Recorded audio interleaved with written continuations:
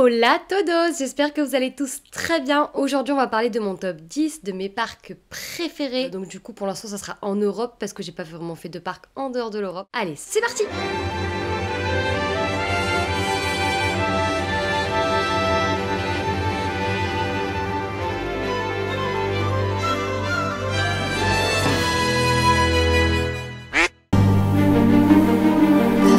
On commence avec la 10e position et je pense que c'est un parc que vous n'attendez pas à voir dans ce top parce que les avis sont assez controversés sur celui-ci. Je parle de Moviepark Germany. Pour ceux qui ne le savent pas, c'est dans le nom, mais ça se situe en Allemagne.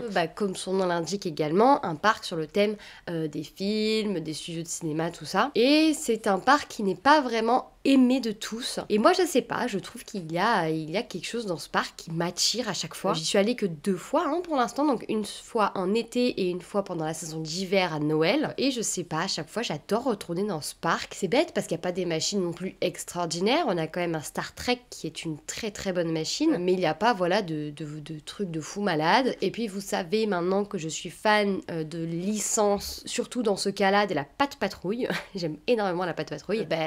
Ils sont dans le parc et c'est pas juste une imitation, c'est vraiment la licence Pat' Patrouille qui se trouve dans le parc. Il y a une attraction, il y a les personnages qui sortent, il y a les personnages qui dansent également avec les personnages de Bob l'éponge, les Tortues Ninja, enfin c'est vraiment un multiverse. Et quand on a vu ce petit spectacle, moi ça m'a fait trop plaisir. Je me suis dit waouh, mais c'est très cool pour les enfants. Alors là je parle plus généralement de la zone enfant, mais la zone enfant est vraiment très très bien faite en termes d'entertainment en tout cas.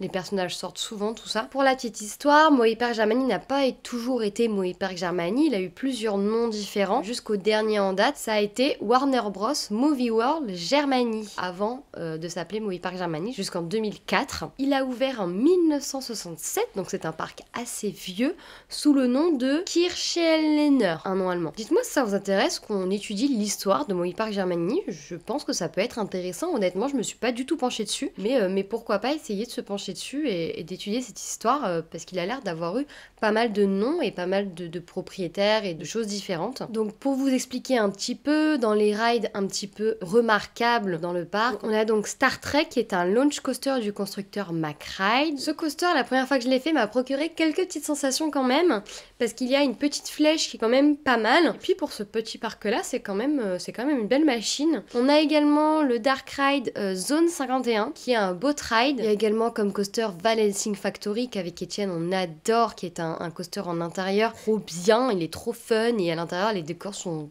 plutôt jolis quand même. Je crois que la première fois que j'y suis allée, j'ai mangé sur place. C'était vraiment raisonnable et c'était assez bon de ce que je m'en souviens. Dans le parc, il me semble, il y a un Dunkin' Donuts, un Subway aussi, je crois. Il y a un petit peu de merch du parc, floqué Moviepark Germany, mais il y a également beaucoup de merch qui n'a pas grand chose à voir. Beaucoup de merch Harry Potter, des choses comme ça, des trucs de licence qu'on ne retrouve pas forcément dans le parc, donc ça c'est un peu dommage, ça fait un peu fourre-tout. Alors oui, Bandy, alors c'est un wooden coaster qui est présent sur le parc et pour moi c'est le pire wooden coaster d'Europe.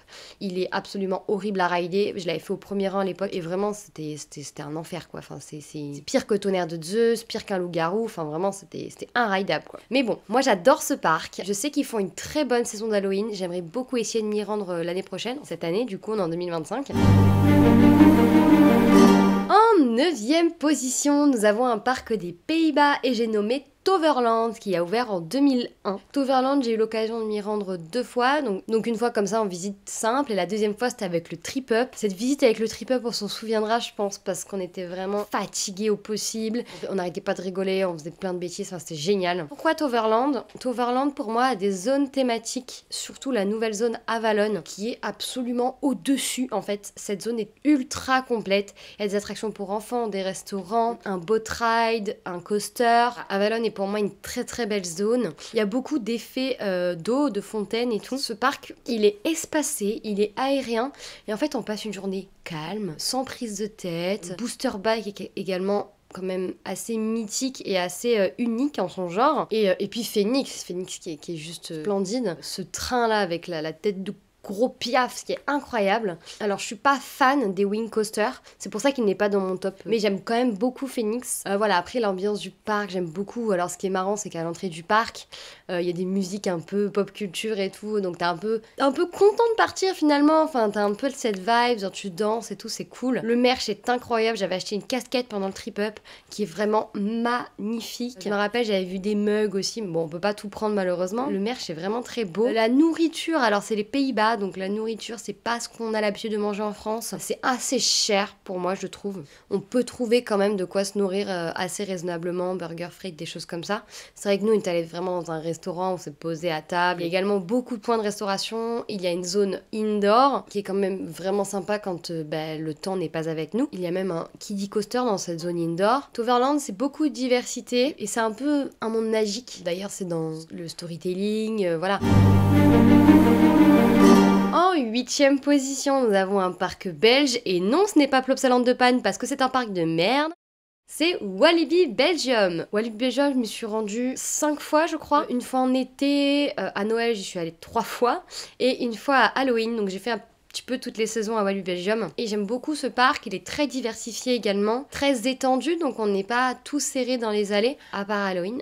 Il y a un grand lac au milieu qui est magnifique, il y a des machines splendides, enfin je veux dire un Conda, un Psyche Underground, on a Pulsar, on a Chikiwaka, il y a vraiment des très très bonnes machines, des très très bons Dark Ride également, on va parler de Popcorn Revenge, on va parler de Challenge of Toutankhamon, dont je vous ai parlé dans mon top 10 Dark Ride. Et en fait il y a des bangers là-bas, hein. Clairement il y a des bangers, en plus les Belges, vous êtes tous adorables. Tous les opérateurs là-bas sont vraiment adorables. La dernière fois qu'on y allait avec Etienne à Noël, je crois que dans chaque gare, les gens ont tous été adorables. C'est ça la vibe de ce parc, j'aime bien parce que vraiment tout le monde est gentil, tout le monde est chill. La restauration est également très bonne. Moi, à chaque fois que j'ai fait un restaurant là-bas, en tout cas, j'ai jamais été déçue. Et puis le prix, bon, c'est un prix parc, voilà, hein, pas plus. Et puis il y a un merch quand même plutôt quali, hein. J'avais acheté moi le pull Walibi Belgium avec le logo à l'ancienne.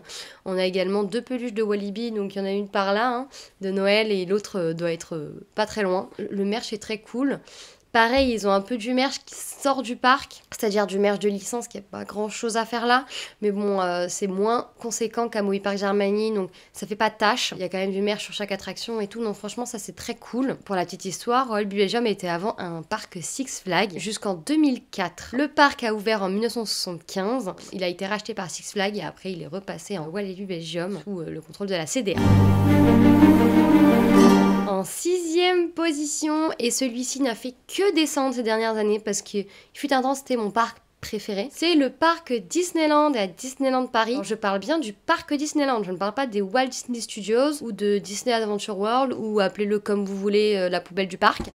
Vous connaissez, je l'espère, si vous avez vu ma vidéo FAQ, mon histoire avec Disney. Je suis fan Disney depuis toute petite. La première fois que je suis allée à Disneyland Paris, j'ai des étoiles dans les yeux, je voulais tout de suite prendre un pass annuel. Enfin, je suis allée très tard et du coup, c'était tout de suite devenu mon parc préféré, forcément. Moi, un parc où il y a des princesses, où je peux voir Mickey, je peux voir la fée Clochette. Enfin voilà, moi, c'est un parc incroyable. Et en fait, au fur et à mesure des années, il a fait que descendre. Déjà parce que j'ai découvert d'autres parcs. Pas forcément à cause de ce parc, mais parce que j'ai découvert d'autres parcs, donc forcément, si des autres parcs je les trouve mieux, ben forcément ça descend, c'est logique. Mais également parce que le manque de nouveautés, le manque de renouvellement de la part du parc, les passes qui augmentent, les avantages qui baissent, toutes ces petites choses ont fait que le parc est descendu. Il est quand même 7ème, donc c'est une très bonne place, et parce qu'il a quand même des attractions incroyables. On va parler de Big Thunder Mountain, qui est absolument fabuleux. On va parler de Phantom Manor, on va parler de Pirates des Caraïbes, It's a Small World, qui est vraiment la base du parc, pour moi. On va quand même parler de la Tote qui est quand même une figure à Disneyland Paris. Et même si je l'ai fait que très tard, parce que j'ai très peur des tours de chute, c'est vrai que la file d'attente et tout, enfin tout est merveilleux dans la Tote. Et pour y avoir travaillé à Disneyland Paris, donc j'ai fait 1 an en attraction et 1 mois et demi chez Guestflow. Ça m'a pas du tout enlevé la magie de ce côté-là. En fait, c'est pas ça qui a fait que ça a descendu dans mon top. Mais voilà, il y a quand même des très très bonnes choses malgré tout. Le spectacle du Roi Lion, qui est pour moi le meilleur spectacle que j'ai vu de ma vie. Enfin, le spectacle du Roi Lion, c'est quand même waouh, quoi. La dernière nouveauté en date sur le Disneyland Park en termes d'attraction, c'est Buzz Lightyear Laser Blast. Et puis ça fait un petit moment quand même. C'est tellement dommage qu'ils accordent pas plus d'importance aux nouveautés dans ce parc-là, parce qu'on en aurait besoin et ça donnerait tellement de fraîcheur au parc. J'espère que dans les prochaines années, ça va évoluer, dans le bon sens en tout cas. Mais pour la petite histoire, au cas où vous le sachiez pas, le Disneyland Park a ouvert en 1992, le 12 avril exactement. En 6e position, et je pense que celui-là vous l'attendez pas du tout là, je pense que vous allez dire mais qu'est-ce qu'il faut là celui-là? Mais qu'est-ce qu'elle fait là celle-là? C'est PortAventura Park. Et au cas où vous ne le sachiez pas encore, parce que je le répète dans assez de vidéos, c'est le premier parc d'attractions que j'ai fait. Pourquoi PortAventura Park se retrouve ici? Alors tout d'abord, pour la petite histoire, il a ouvert en 1995. Il se trouve près de Salou en Espagne et ce parc est grandiose. Vous allez dire que mon avis est biaisé parce que c'est mon premier parc, parce que c'est la nostalgie, machin machin. Peut-être, c'est peut-être le cas. Moi ce que j'aime beaucoup avec ce parc, cette zone Chine, qui est absolument merveilleuse. Quand on rentre, on voit ces 2 coasters BM au loin et tout est très bien thématisé. On arrive, on est sur la muraille de Chine, enfin c'est incroyable. Les restos sont dans le thème du land, la zone polynésienne est tellement immersive. Oui, la gestion est à chier.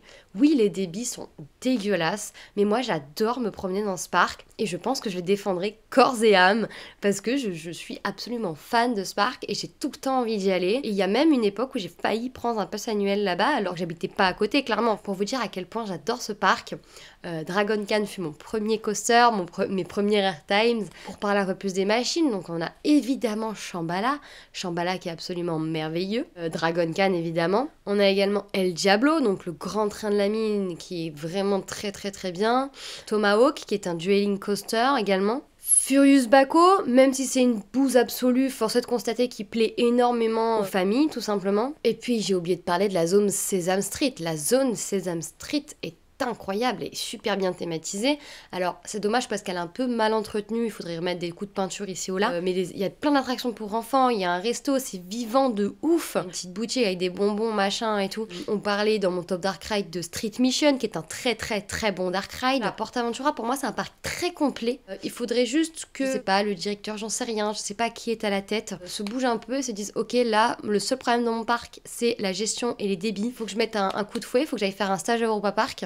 Et puis je reviens, et puis là mon parc est parfait quoi. Le parc serait parfait avec une très bonne gestion, je suis désolée. Moi il pourrait très bien passer en top 1. Demain j'arrive et qu'il y a le bon débit sur Shambhala, qu'il y a le bon débit sur Dragon Khan quoi.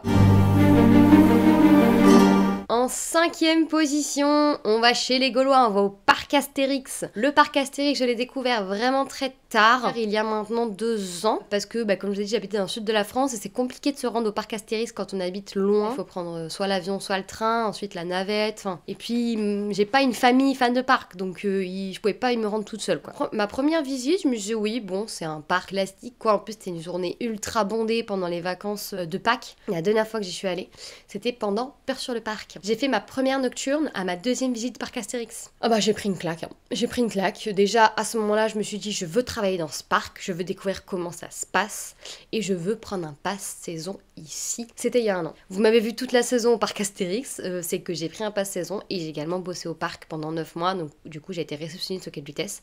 C'était une très très bonne expérience et le pass saison j'ai adoré, malgré qu'il n'y ait plus les nocturnes illimitées. Les nocturnes cette année je me suis éclatée. Peur sur le parc pour moi c'est une merveille, c'est une ambiance de fou malade. Évidemment j'ai découvert Toutatis qui est somptueux. Il y a quand même Osiris qui est grandiose, hein. C'est quand même un très très bon coaster.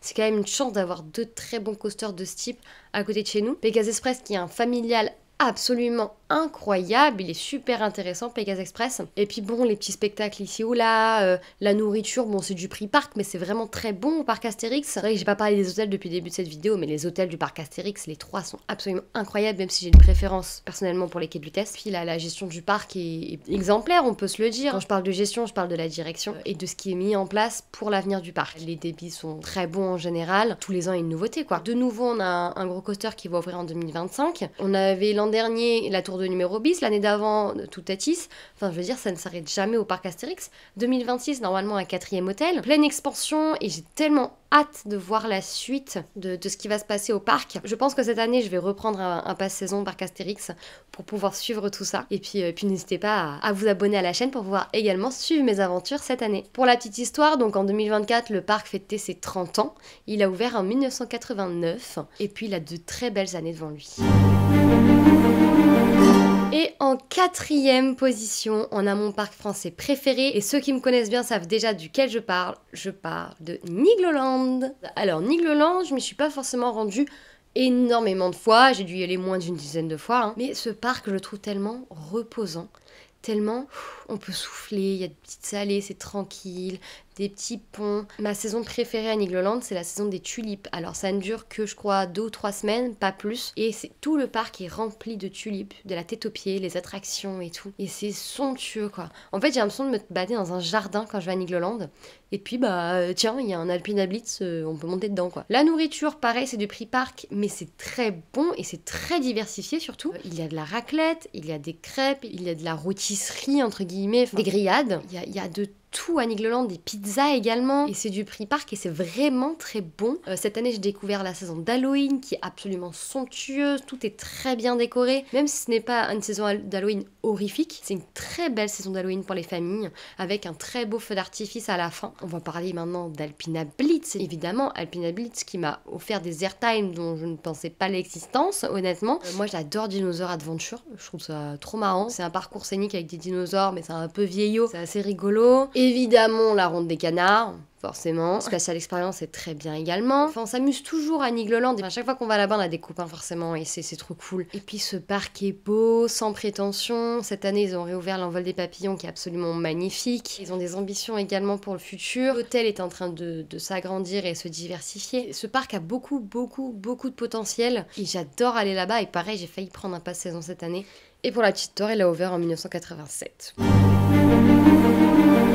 Et en 3e position, on a un parc que j'ai découvert il y a pas si longtemps que ça. Je l'ai découvert en septembre 2024 et je suis allée du coup qu'une seule fois. Je parle d'Energylandia en Pologne. Energylandia, pour résumer, c'est la capitale européenne des coasters. Il y a des coasters incroyables là-bas. En tout, il y a 20 montagnes russes à Energylandia et il y a 133 attractions différentes. C'est un truc de ouf. Ce parc, il est immense, il est tellement diversifié, il est tellement bien entretenu. J'ai été agréablement étonnée quand j'y suis allée. Il n'y a pas un papier par terre, il n'y a pas un graffiti. C'est vraiment très bien entretenu. Le sens du détail, il est là. Alors la thématisation n'est pas forcément au goût de tout le monde, même au goût de personne, je pense. Mais force est de constater qu'il y en a un petit peu. Il y a des efforts qui sont faits. La nouvelle zone qu'il y a, la zone enfant très colorée, tout ça, est absolument somptueux, c'est totalement mes goûts à moi, totalement ce que j'aime, donc j'adore cette zone. Évidemment, il y a des machines géniales, il y a Zadra qui est mon top 1 coaster, et Zadra qui est absolument gigantesque tout simplement. On a également Hyperion, que personnellement je n'ai pas trop aimé parce qu'il vibre énormément. Abyssus, qui est absolument génial également. Niveau Dark Ride, c'est pas trop ça, parce qu'il y en a un petit peu horrifique et il est pas dingue. Il y a des Water Rides qui sont super intéressants. Là-bas, c'est la Pologne, donc forcément, c'est moins cher qu'en France, donc la nourriture est forcément moins chère. Le merch est génial. J'ai failli tout acheter. Alors, je me suis raisonnée, je n'ai acheté qu'un bob, qui j'aime d'amour d'ailleurs, ce bob. Mais voilà, le merch, vous connaissez tous les suites. Enfin, tous les gens qui vont Energylandia achètent ces suites-là et ces t-shirts-là avec tous les coasters du parc. Il y a des petites maquettes. On a acheté, nous, le sac à dos de Zadra. Et puis, comme je vous ai dit, c'est moins cher qu'en France parce que c'est la Pologne, tout simplement. Nous, on se fait plus plaisir parce que voilà, c'est moins cher. La nourriture est très bonne, vraiment. Enfin, à chaque fois qu'on a mangé quelque part, on était agréablement surpris. Moi, j'ai déjà mangé du saumon, des pâtes. J'avais mangé également de la pizza, un burger. Enfin, voilà. Plein de choses différentes, mais qui sont très bonnes. Et puis, pareil, le parc est très aéré. On n'est pas tout collé dans des allées. Il y a plein de zones différentes avec plein de thématiques différentes. On y a passé 3 jours, mais je pense honnêtement qu'il y a des trucs que j'ai pas vus, tellement le parc est grand et étendu. Donc franchement, Energylandia, je vous le conseille. C'est pas si compliqué d'organiser un voyage en Pologne. Avec Etienne, on a fait un live, on a expliqué toute notre organisation du voyage. Donc je vous invite à aller voir le replay du live. Ce parc est très récent. Il est ouvert en 2014. Et quand on voit ce qu'il est devenu en 11 ans, du coup, c'est pouf, ça, on dirait que c'est sorti du sol comme ça. Et puis le parc était immense. Et tout est démesuré là-bas. Et j'ai vraiment adoré. Tellement hâte d'y retourner, c'est génial.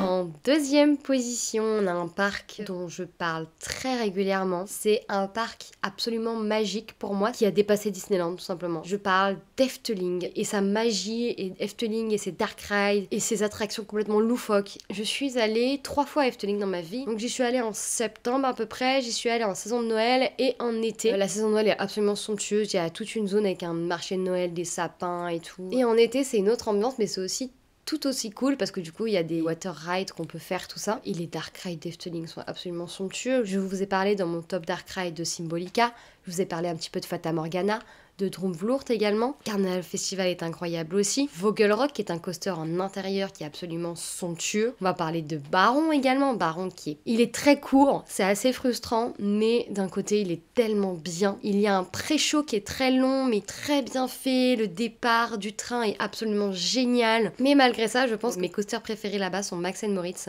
Donc c'est des Powerhead coasters qui sont absolument trop drôles. Et quand on sait l'histoire de ces deux petits garçons là, et c'est trop marrant. On les a vus une fois se balader dans le parc, c'était très drôle. Et Max & Moritz, je suis absolument folle de ce coaster, j'adore. C'est con, c'est génial, enfin je trouve ça trop bien. Efteling, c'est les Pays-Bas, la nourriture est pas dingue, c'est un peu dommage. Et comment parler d'Efteling sans parler du Bois des Contes? Je vais pas en dire plus sur le Bois des Contes, je vous laisse l'expérimenter par vous-même. Mais sachez que si vous faites une première visite à Efteling et que vous voulez faire le Bois des Contes, réservez-vous une bonne après-midi. On s'y perd très vite et on y passe vite beaucoup de temps. Très marrant le Bois des Contes. Le merge d'Efteling, je crois que c'est pire que le merge d'Energylandia. C'est le merge d'Efteling, à chaque fois je me retiens tout acheter. C'est somptueux, il y a des maquettes, il y a des tellement de choses, on sait plus où donner de la tête, il y a même de la vaisselle en rapport avec le parc, je pourrais dépenser des milliers d'euros dedans, vraiment c'est incroyable quoi. Il y a également un cinéma 4D, je tiens à en parler parce que je le trouve vraiment très qualitatif, c'est Fabula, et franchement il est vraiment très bien, il y a un petit effet à la fin qui est vraiment sympa, en tout cas. Comme j'ai dit dans la vidéo Dark Ride, je vous conseille 100 000 fois Efteling. Si vous appréciez une journée à Disneyland, vous allez kiffer une journée à Efteling. Et j'allais oublier de parler du Hollandais volant. C'est à moitié un coaster, à moitié un Dark Ride, à moitié un Water Ride. On sait pas trop ce que c'est. C'est prototypique. Il en existe qu'un comme ça. Toutes les personnes qu'on a emmenées là-dedans en Trip-Up nous ont dit mais c'est incroyable quoi. Franchement, foncez, je vous en supplie, à la Efteling. En première position, le grand gagnant, je pense que vous vous en doutez fortement et je pense que je ne suis pas la seule. Évidemment, c'est Phantasialand. Phantasialand qui se trouve en Allemagne, qui a ouvert en 1967. Phantasialand qui est le parc le plus thématisé d'Europe, je pense. J'ai pris une vraie claque la première fois que je suis allée là-dedans. Évidemment, je suis montée dans Taron et là j'ai pété mon crâne. J'ai dit c'est donc ça, un coaster? Moi je ne connaissais que Hyperspace Mountain, BTM et Dragon Khan. Là on me parle de Taron avec la musique, la zone incroyable. Là j'arrive dans Klugheim, je me dis mais purée qu'est-ce que c'est que ce truc? Pourquoi il y a un hôtel dans un coaster dans un hôtel, un restaurant, une boutique? Qu'est-ce que c'est que ce bazar? Phantasialand, c'est pour les fans de parc, c'est la base. Si jamais vous avez un petit truc dans le cœur quand vous allez au parc Astérix, vous voyez la zone Égypte à la Phantasialand, hein, vous allez juste pleurer. Les hôtels de Phantasialand sont tous dingues. Alors moi j'ai pas fait le Lingbao, j'ai fait le Matamba et le Scharalenberg et les deux sont incroyables. La nourriture là-bas est tellement bonne. Bon c'est du prix parc, mais elle est vraiment très bonne la nourriture à Phantasialand. On va parler du petit point noir de Phantasialand, c'est le merch, parce que je suis une grande fan de merch. La seule chose que j'ai su acheter là-bas, c'est les CD des musiques des Landes et un tote bag Phantasialand. Parce que le merch est absolument dégueulasse. Je ne sais pas ce qu'ils foutent, l'équipe merch. Ils pourraient tellement prendre mon argent si jamais ils faisaient du beau merch de Taron, de Fly et tout. C'est le seul défaut du parc, sinon le parc est incroyable. La saison Wintertrom, je l'ai fait qu'une fois, mais c'est absolument somptueux, il y a tellement de lumière, il y a une patinoire, il y a un marché de Noël pareil. On peut pas s'ennuyer à Phantasialand. J'ai parlé de Fly, j'ai parlé de Taron, mais évidemment on parle de Black Mamba, qui est mon inverted préféré, ultra thématisé également. Les Windjazz, qui est le crush coaster, mais en mieux, parce qu'il y en a deux, donc 2 fois plus de débit. Ils ont également le meilleur train de la mine pour moi, qui est Colorado Adventure, qui est juste violent as fuck, mais qui est incroyable. Il te satellise, tout simplement. Ce train de la mine te satellise. Et Phantasialand, je sais pas s'il sera détrôné un jour. D'un côté, j'espère, parce que ça voudrait dire que j'aurais fait des parcs géniaux et que j'aurais eu des émotions incroyables et que du coup je me dirais là c'est encore mieux. Je pense que nombreux coaster fans qui l'ont visité s'en rappellent et ont encore des étoiles dans les yeux de ce parc merveilleux tout simplement. Et voilà, c'est maintenant la fin de ce top 10, j'espère que la vidéo vous a plu. Comme d'habitude, je vous invite à me donner votre top 10 dans les commentaires, on pourra débattre ensemble. N'hésitez pas à vous abonner à la chaîne également pour découvrir toutes mes nouvelles aventures dans cette nouvelle année. Et puis je vous fais des bisous.